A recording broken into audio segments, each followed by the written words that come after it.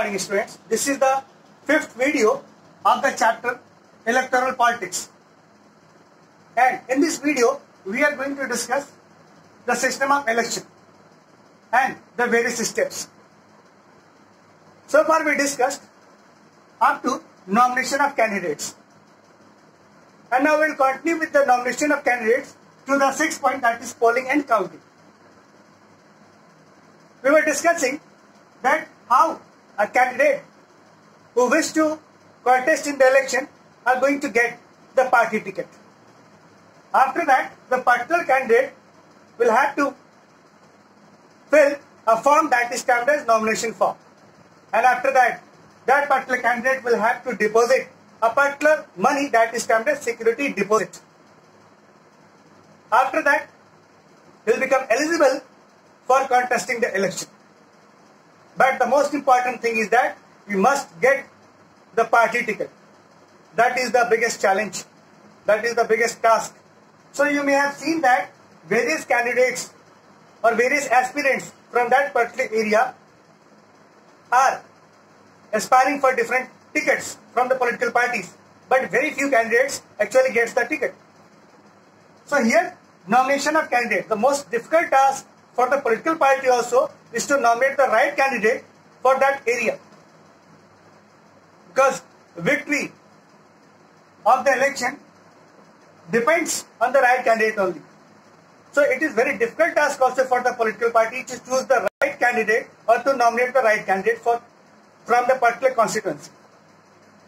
Once the candidate will be elected, once the candidate will be given the party ticket, he will be eligible to contest the election on the behalf of that party, political party. Now, in this regard, the experiences are very bad. Why? Because in most of the cases, every political party is going to give the seat to the criminals. And this is going to create the problem in the democracy. That is why Supreme Court gave some direction regarding nomination of the candidate. So if a candidate is going to contest on behalf of any political party or is going to get party ticket, then he must declare his asset and liability to the public.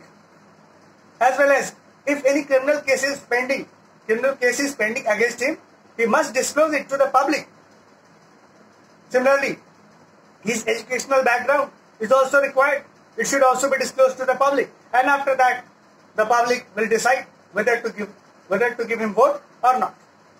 Recently, 2 or 3 days ago also, Supreme Court gave the verdict that a person, if he is having a criminal connection, he must give detail of all the FIR and all the relevant information on the website so that it will come to the public domain and public will decide, because public is the ultimate decision maker. So they will decide whether to give vote to that particular candidate or not. So this is how we can expect for free and fair election. Now, the 5th and the most important step is the election campaign. Once the date of the election will be announced by the Election Commission of India, and after that it will announce the date for the particular election in different steps. From that time only, the election campaign is going to start among different political parties. Now, what is going on in the election campaign? In simple words, election campaign means you are going to enlarge your base among the voters. In other words, you are going to attract voters towards a particular political party. Then how it will be done? It will be done through the political rallies, through the various organizations, through the various types of programs, as well as it can also be done through different rallies that is organized by different political parties. So here we have seen that election campaign is very, very important step, because through the election campaign, the political party is going to attract the voters towards that particular political party. And without the election campaign, we cannot expect We cannot expect that a particular political party will win the election or not. So here the election campaign is very, very important. Nowadays, the electronic media is also playing its role in the campaign. You may have heard about the digital campaign that is being organized by the BJP and the Congress party. You are getting the SMS, you are getting the phone, you are getting the WhatsApp message. So nowadays the campaign is organized on multiple bases. It is not only going on in traditional manner, but it is also going on in modern way, modern techniques like digital campaign is going on. So digital campaign is nowadays becoming popular. So basically, what is the outcome? We have to understand that the election campaign has the potential to change the entire fate of the government. There was a time when on the basis of election campaign only, the voters opted for the government. Like when Indira Gandhi gave the slogan, Garibi Hatao. This slogan became very popular in the election campaign, and because of that, voters stand out towards the Indira Gandhi and ultimately she won the election. Similarly, Save the Democracy. It was announced to the election campaign by the Janata Party, and we all know the impact. Similarly, when Modi government came, he gave the slogan, Sabka Saath, Sabka Vikas. So these were the slogans that became very popular during the election campaign, and they created a magic among the voters, and voters got attracted. Voters got attracted towards that particular party. So the slogan only, that was a part of campaign. So basically, the campaign is very important backbone for a particular election. So once campaign is completed, after that code of conduct will be implemented, and during the code of conduct, no political party is allowed to go with the campaign. So particular date is given to the political party to go with campaign. In order to amplify the campaign, more and more political parties are investing money from different sources. The more investment, the better result. So that is why you may have seen that in the election campaign, political parties are investing or they are flowing money like water in order to win the election, in order to attract maximum voters. Now the last part is, that is the last part, and that is the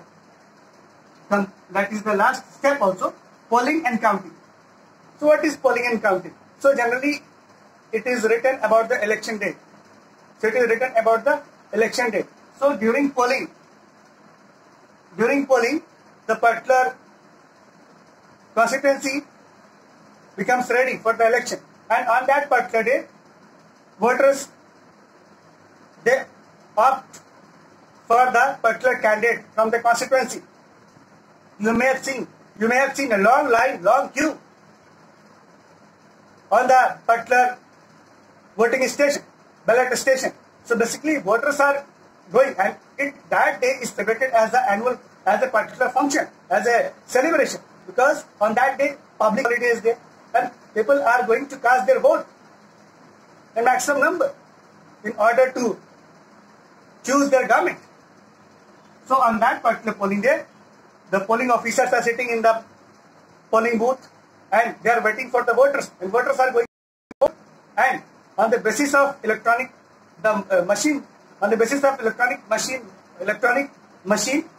voting machine, the result is counted finally, and the result is counted finally after 10 days or after 5 days, and finally the election result is declared. So here two things are very important.